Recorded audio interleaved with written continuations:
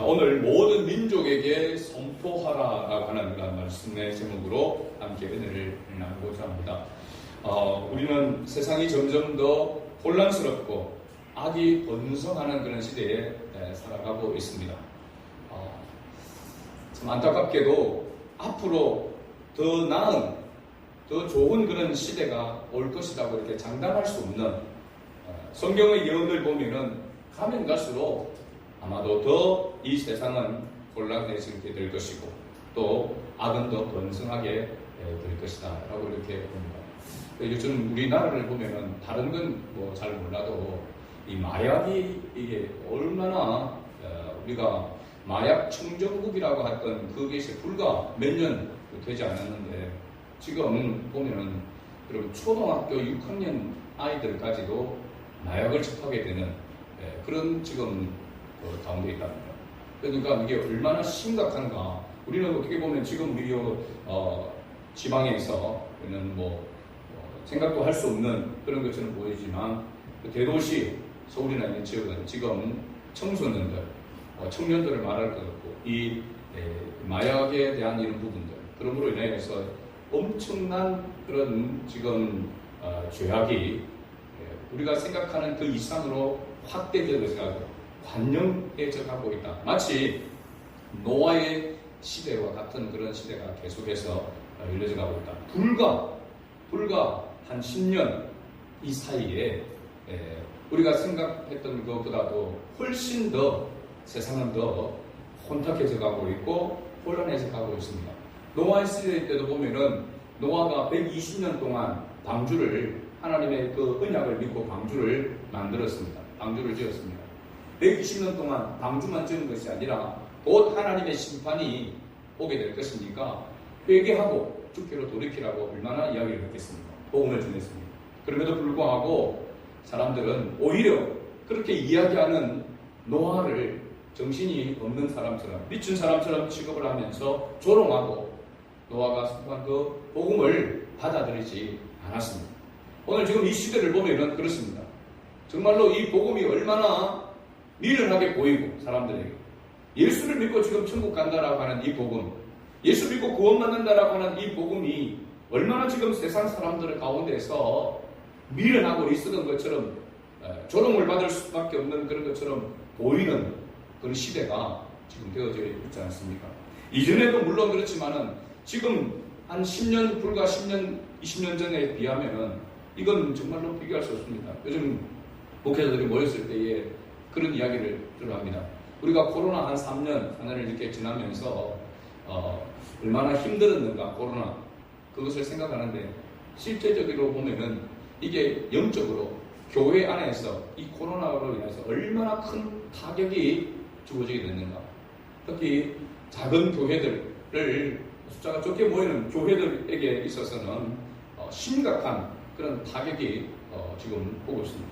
그래서 정말 이런 시대적인 그런 상황 가운데서 보면은 우리가 좀 더 나아지기를 바라는 그런 모습. 물론 하나님의 역사는, 하나님의 구원의 역사는 이러한 암흑 가운데서도, 죄악이 관영한 가운데서도 하나님의 구원의 역사는 또 이루어져 가게 될 것입니다. 그것을 우리가 믿기에 우리는 소망 가운데 나아가는 것입니다. 노아의 그 시대에 수많은 사람들이 있었지만 그 복음을 받아들이지 않았습니다. 결국 방주 안에 들어간 사람은 노아 가족 식구 8명 뿐이었습니다. 그리고 보면은 이 세상에 지금 구원받을 자가 남아있지만은 그 구원받을 자가 그렇게 많은 무리는 아닐 거라고 하는 것을 봅니다. 지극히 적은 숫자. 어떻게 보면은 지금 우리가 추수를 하고 난 다음에 이삭을 줍는 것 같은 그런 시대 속에 영적인 그런 추수 가운데 있기 때문에 우리가 생각해 볼 때에 추수하는 여러분들은 모르지만은 날 농사 지을 때 이렇게 보면은 여러분 추수 그 넓은 벽판에 곡식을 다 추수해 가는데 그러면은 떨어져 있는 그런 하나씩 떨어져 있는 그 이삭이 눈에 보이지 않습니다. 다 추수했다라고 이렇게 얘기합니다. 가만히 이렇게 자세히 보면은 하나씩 떨어져 있는 것은 그 이삭을 줍는 것이죠. 이 세상을 지금 보면은 이제 예수 믿을 사람이 없는 것 같이 이렇게 보여지잖아요. 여러분 주변을 한번 보세요. 야 정말로 이제는 내가 복음을 전해도 전도를 해도 예수 믿을 것 같은 그런 사람이 없어 보입니다. 정말로. 얼마나 사람들이 강박해져 있고 얼마나 또 개인주의, 자기 위주의 삶을 살아가는지. 저도 이렇게 전도를 이렇게 보면은 뭐 운동하는 사람들을 보면은 정말로 얼마나 그 자기 개인주의고 자기를 위해서 살아가려고 하는지 틈이 보이지를 않습니다. 그럼에도 불구하고 이 속에서 이야기를 하고 전도를 이렇게 하지만 참 어떤 한편으로 보게 되면 어렵다라는 말이 저절로 나올 수밖에 없습니다. 하나님의 역사하심이 없이는, 하나님의 도우심이 없이는, 하나님의 능력이 아니고는 정말로 구원의 은혜를 입을 수가 없겠구나. 그럼 내가 그 가운데서 구원함을 받아서 이 전도할 수 있다라고 하는 것, 이것이 얼마나 큰 축복인지를 다시 이렇게 경험하게 됩니다. 전쟁과 분열, 탐욕과 무관심이 만연한 이 시대에 하나님의 사람들은 무엇을 보고 무엇을 말해야 하는가, 무엇을 듣고 무엇을 말해야 하는가 라고 하는 것을 오늘 요엘 선지자를 통해서 우리가 보게 됩니다. 요엘 선지자는 하나님의 심판의 날을 선포하면서 모든 민족에게 전해야 할 메시지를 외치고 있습니다. 오늘 본문을 통해서 하나님께서 우리에게 주시는 진정한 하나님의 음성을 들을 수 있기를 주의 이름으로 축복합니다. 아멘. 9절 말씀을 시작해보면 너희는 모든 민족에게 이렇게 널리 선포할지어다 라고 이렇게 말씀합니다. 요엘 선지자는 하나님의 말씀을 받아서 열국 가운데, 여러 나라들 가운데 하나님의 전쟁을 선포합니다. 이 전쟁은 인간의 탐욕이나 권력의 싸움이 아닌 하나님의 공의로운 심판의 날이라 이렇게 말하고 있는데, 이것을 바로 상징적으로 보여주는 것이 10절에 나옵니다. 10절 말씀을 같이 읽어봅니다. 너희는 보석을 쳐서 칼을 만들지어다. 낫을 쳐서 창을 만들지어다. 악한 자도 이르기를 나는 강하다 할지어다. 여러분, 평안의 때에는 오히려 칼을 녹여서 보석을 만들고 창을 녹여서 낫을 만드는 그런 시대가 평화의 시대가 되는 겁니다. 그런데 지금은 뭐냐면 보석을 쳐서 칼을 만들고, 여러분 이 보석이 뭐냐면 옛날 시골에 보면은 소로서 이게 밭을 갈 때에 쟁기라고 있습니다. 쟁기. 그죠? 그 쟁기가 나무로 주로 옛날에는 나무로 이렇게 만들었습니다. 끌고 갈 수 있도록 손잡이를 이렇게 잡고. 그러면 그 나무가 밭을 이렇게 일굴 하면은 안 파지잖아요. 그래서 그 나무 밑에 뭐 나무 끝자락에 쇠를 이렇게 철판 같은 거를 붙인단 말이죠. 그러면 철판이 있기 때문에 이게 좀 돌짝밭도 딱딱한 밭도 이렇게 밭을 이루게 되는 거죠. 그 앞에 붙여있는 쇠 조각이 바로 뭐라고 했냐면 보석이라고 이렇게 얘기합니다. 나무가 아니고 쇠이기 때문에 그 쇠를 쳐서 녹여서 뭘 만들라고 말합니까?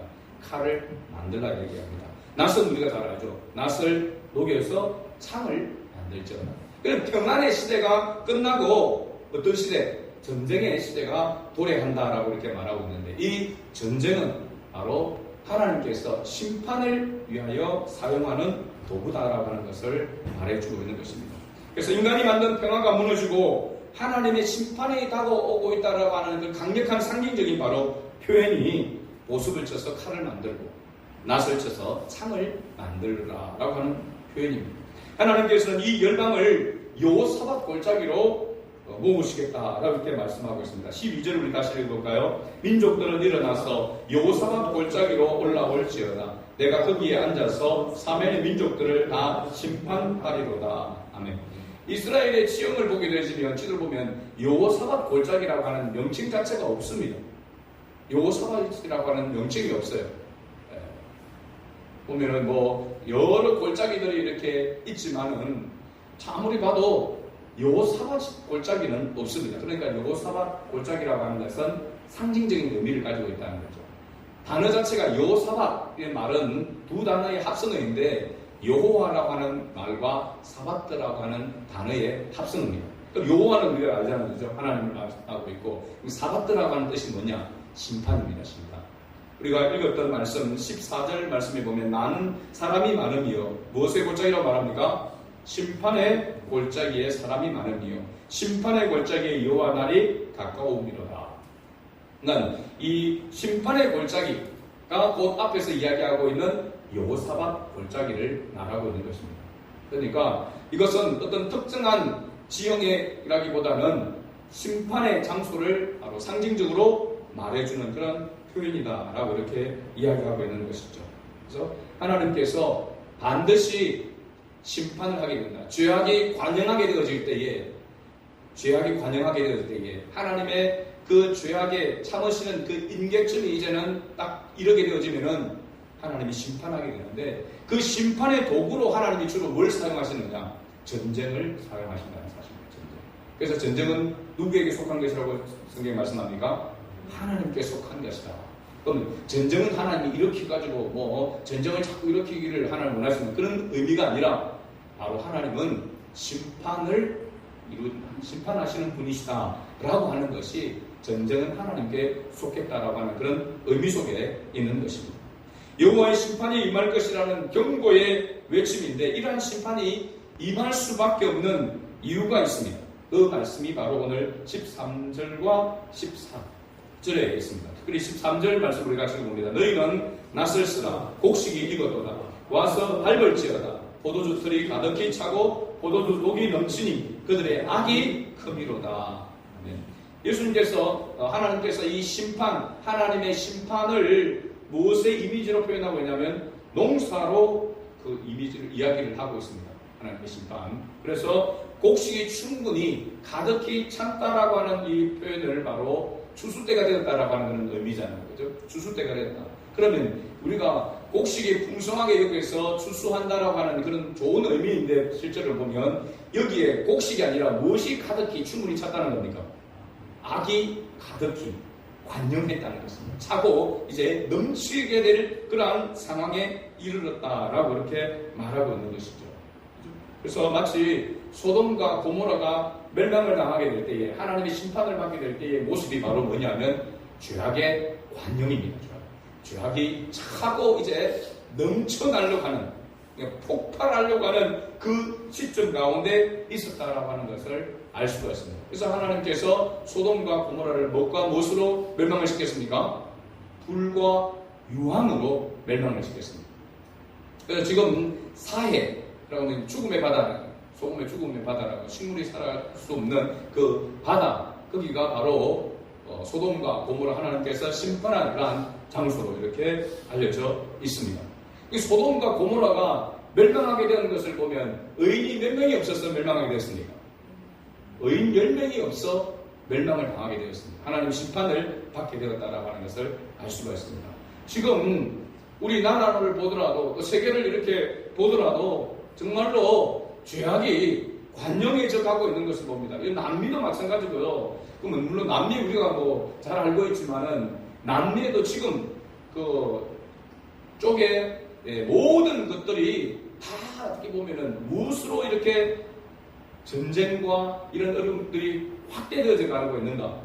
다른 지역도 마찬가지고, 그 가운데 보면은 이 마약에 이게 굉장히 지금 팽창해 가고 있다라고 합니다.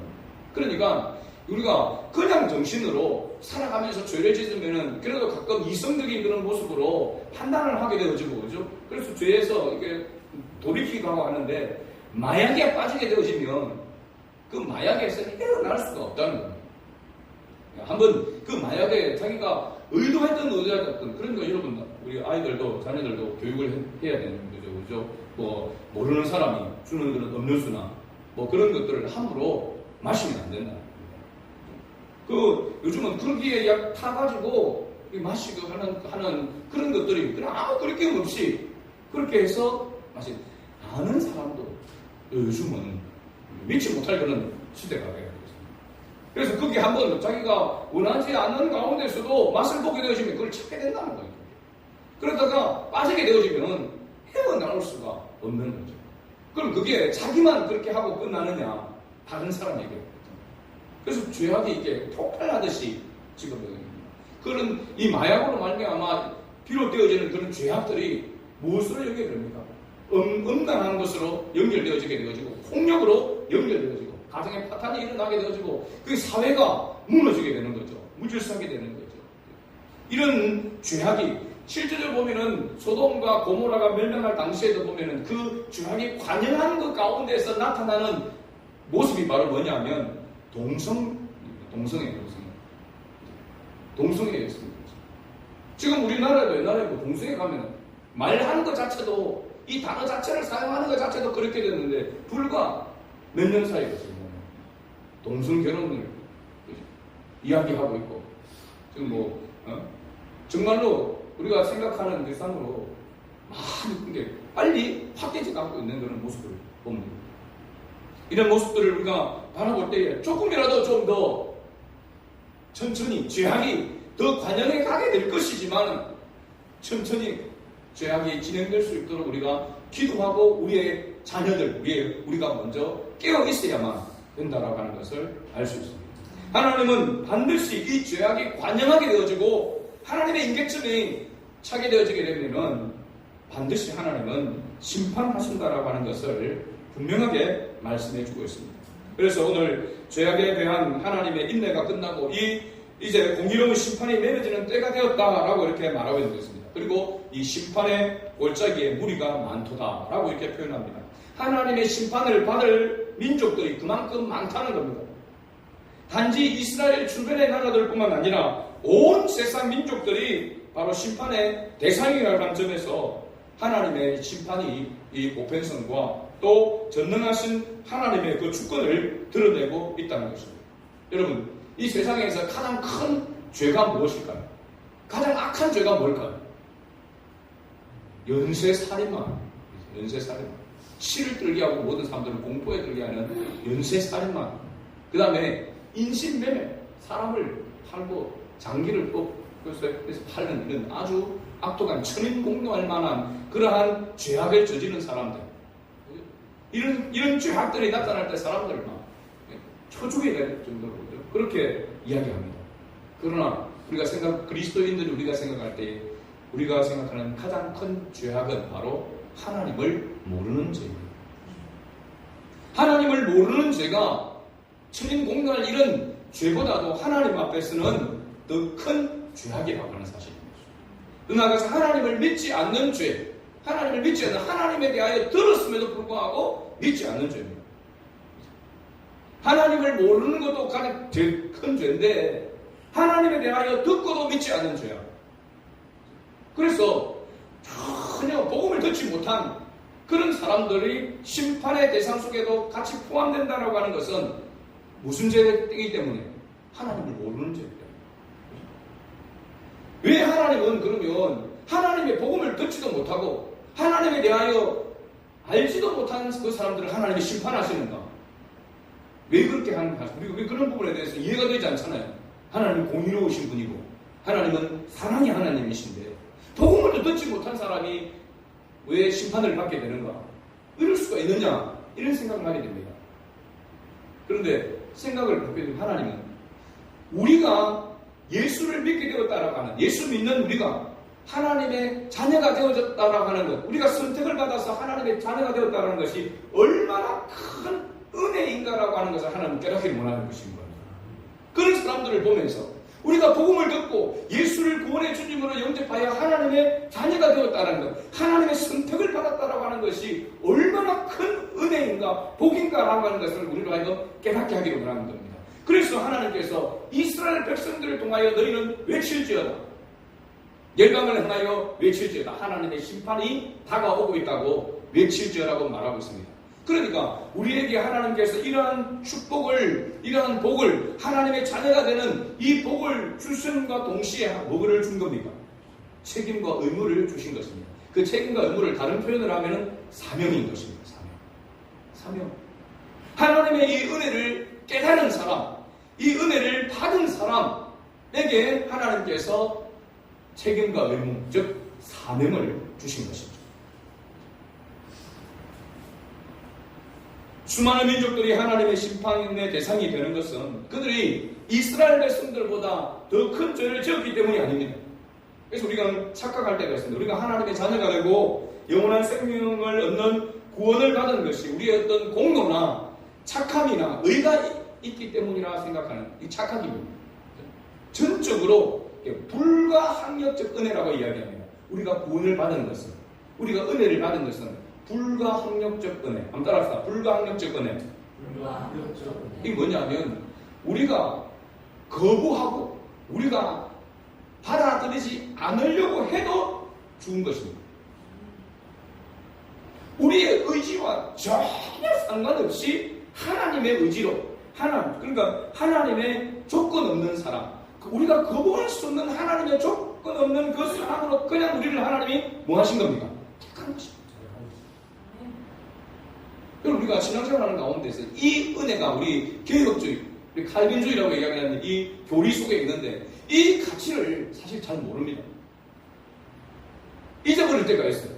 내가 뭔가 하나님의 말씀대로 순종하고 내가 뭔가 열심히 해서 하나님 그렇게 할 줄 알고 하나님이 나를 택했을 것이다, 이런 생각할 때도 있습니다.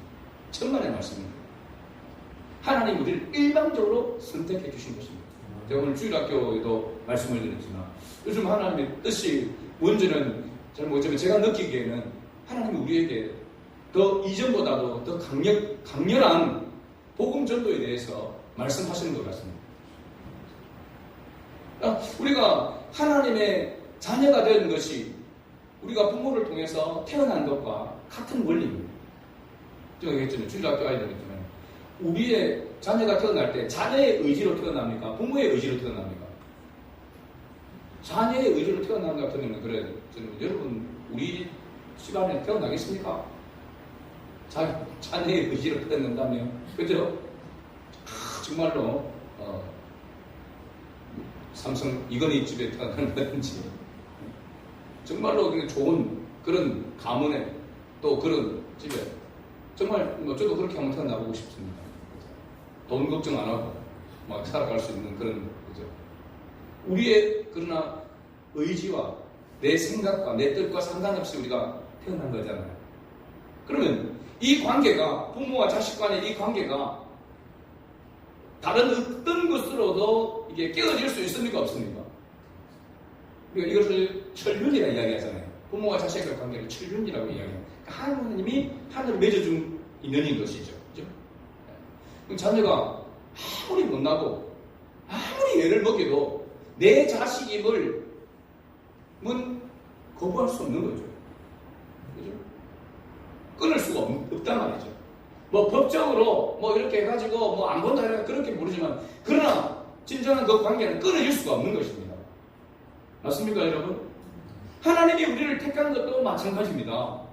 우리가 우리 자녀들이 착하고 부모에게 효도하고 이러하면은 너는 내 자식이고, 말 안 듣고 애 먹이고 그러면 내 자식이 아니다, 그렇게 한다고 해서 내 자식이 아닙니까? 그죠? 그러면 자녀가 자식이 있기 때문에 그러면 마음대로 말 안 듣고 해도 상관없다라고 이렇게 사는 것이 행복합니까? 아니잖아요.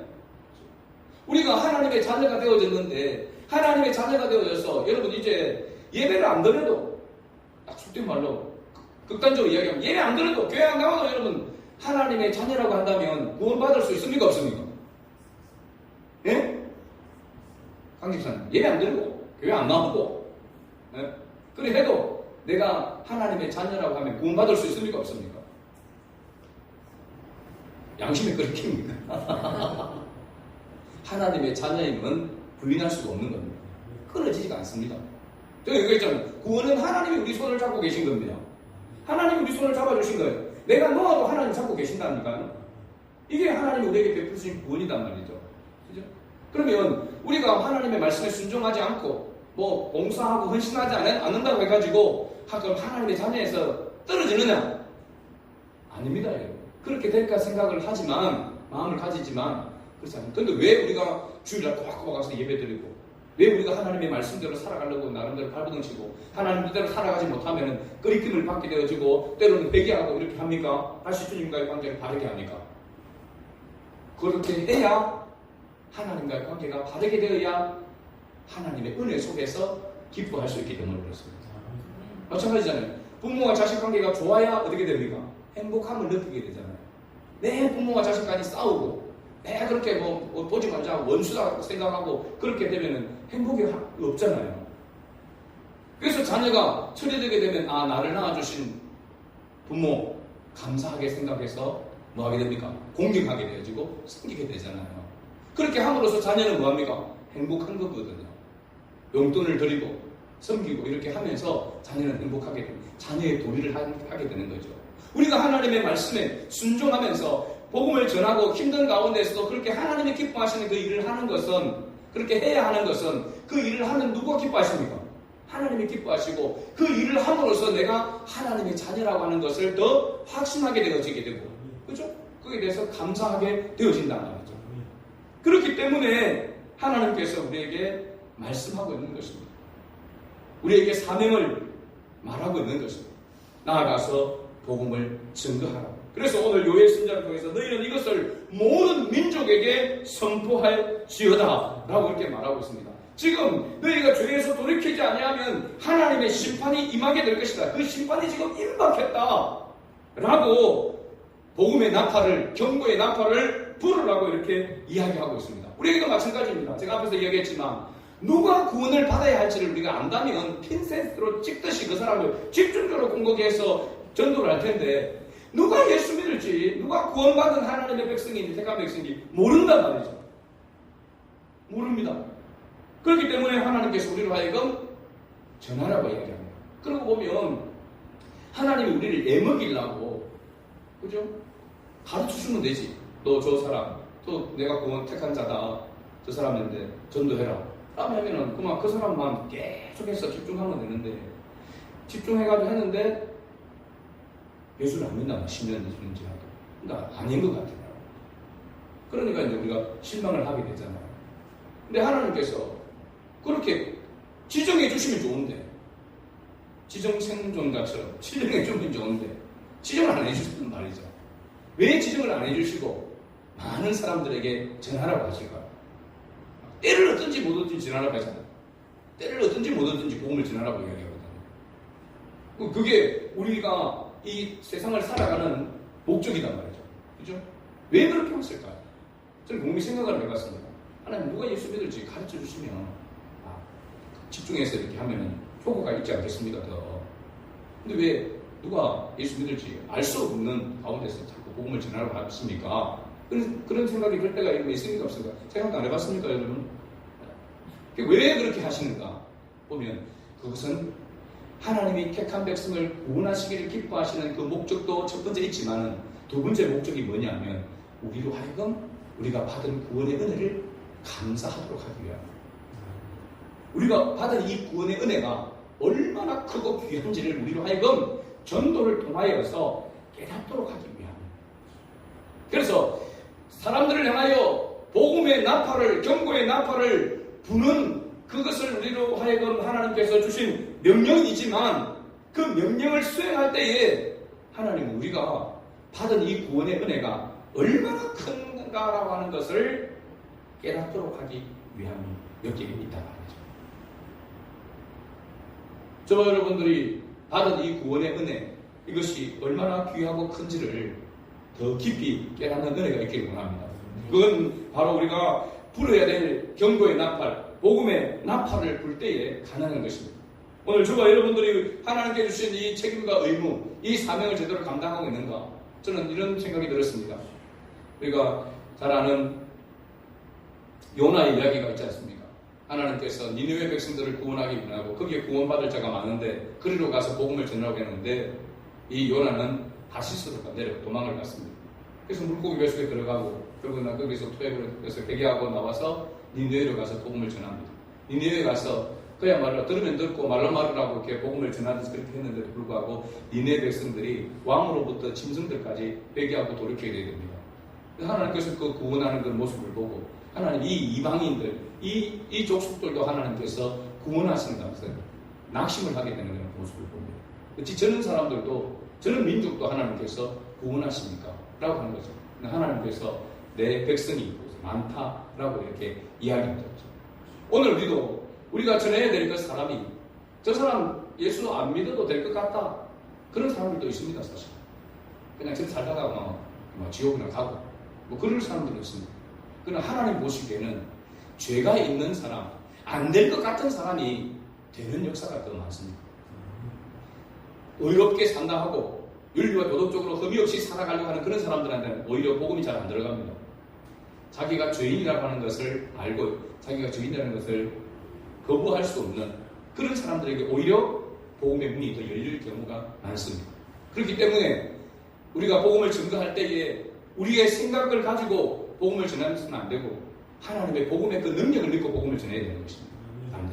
내 뜻과 내 생각대로 내 판단에 의해서 증거하는 것이 아니라 하나님의 복음, 그 복음의 능력을 믿고 복음을 증거해야 되는 것이죠. 사랑하는 성도 여러분, 이제 후반기에 우리의 사역을 계속해서 이렇게 나가게 되는데 정말 우리가 한번 옆을 돌아보십시오. 여기 빈자리가 이렇게 많습니다. 얼마나 안타까운 줄 모릅니다. 그죠? 우리 예배가 이렇게 찬양을 부르도 같이 함께 뜨겁게 찬양을 하고 모임과 모든 것들이 이렇게 활성화가 되어져야 됩니다. 저는 우리 교회의 기회가 2, 3년밖에 없다고 생각하고 있습니다. 2, 3년. 앞으로 2, 3년 안이 우리 교회가 다음 세대가 있고 이 교회가 건강성을 회복하고 앞으로 부흥의 기틀을 마련해가고 이 지역에 주님의 몸된 교회로서 쓰임받을 수 있는 그 기회가 저거는 제가 볼 때는 2, 3년밖에 시간이 없는 것 같습니다. 그래서 여러분 우리 모두가 경각심을 좀 가졌으면 좋겠습니다. 좀 복음의 그 긴박성, 우리 교회를 향한 그런 긴박함, 절박함, 그것을 우리 모두 같이 가졌으면 좋겠습니다. 그래서 함께 기도하고 주의 복음을 증거함으로 말미암아 주님과 더불어 교제하며 주님의 은혜를 날마다 맛보며 살아가는 그런 조각이 될 수 있도록 주의 이름을 축복합니다. 아멘.